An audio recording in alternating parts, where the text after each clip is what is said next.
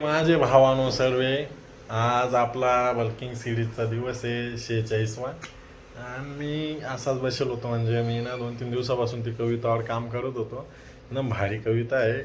आणि त्याचे विषय असे की एक मित्र दुसऱ्या मित्रासाठी देवाशी लढलाय. आणि ते तुम्ही तो ओळखतात, म्हणजे महाभारतचीच गाथा आहे. कर्ण, याला कोण नाही ओळखतं, दानवीर कर्ण म्हणून. त्याची जी एक छोटीशी गाथा आहे तीच तुम्हाला आता सांगणार आहे. ऊंची नीची की वो जड़ वो अहंकारी द्रोण था, वीरों की उसकी सूची में अर्जुन के सिवा कौन था।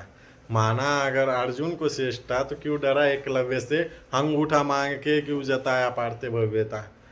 जिसने सजाया रथ पर कृष्ण हनुमान को, योद्धाओं के युद्ध में लड़ाया भगवान को। नंदलाल तेरी ढाल पीछे अंजनीय थे, नियति कठोर थी दोनों वंदनीय थे। उच्च उच्च लोगों में वो ठहरा नीची जात का, खुद से अनजान वो घर का ना घाट का। सोने था उसका तन, अविद्ध उसका अंग था, कर्ण का कुंडल चमका लाल नीले रंग का। इतिहास साक्ष्य योद्धाओं निपुण था, पर एक मजबूरी थी, वचनों का शौकीन था। ना दिया होता उसने जो वचन कुंती माता को, तो पांडवों के खून से धोता हो अपने हाथों को। कौरव से होके भी कर्ण को कोई ना भूला, जिसने जाना उसका दुख उसने कर्ण कर नहीं बोला. कशी वाटली मित्रांनो कविता? तुम्हाला जर भारी वाटली असेल ना, मस्त कमेंट सेक्शनमध्ये आपल्याला सांगा.